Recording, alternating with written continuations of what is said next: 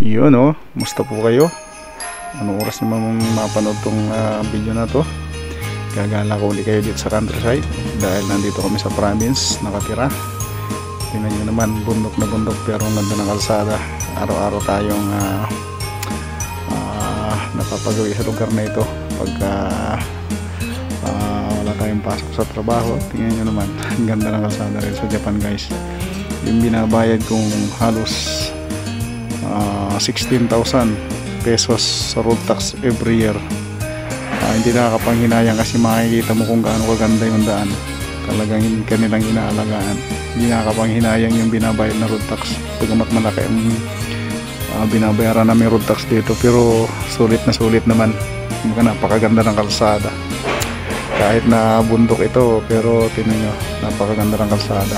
Baga talagang kagaya ng sinabi ko, sulit na sulit.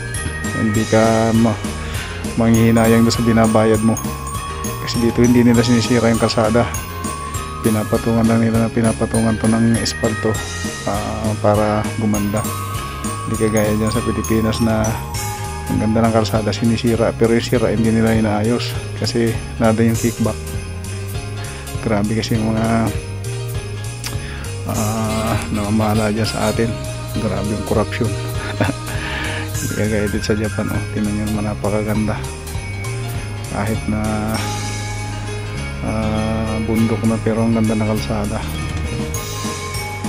Dito kasi tayo guys sa province nakatira sa Japan.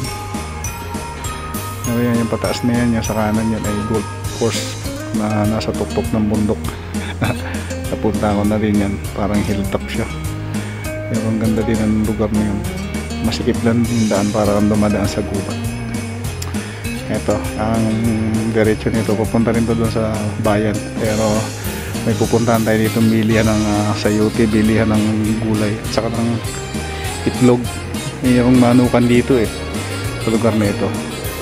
So makikita nyo yun. Pero hindi na ako bababa. Si Mrs. lang bababa kasi siya lang yung bibili.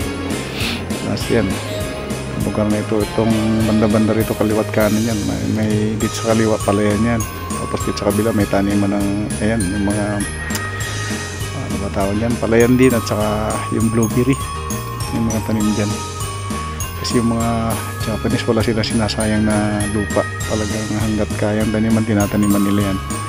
Kasi pag ng mga Hapon yan, yan nakikita nyo yan ito sa kanan, dati puro pine tree yan, pinutol nila, buti na lang kasi mauuso na naman yung kapunsyo o yung pollen allergy.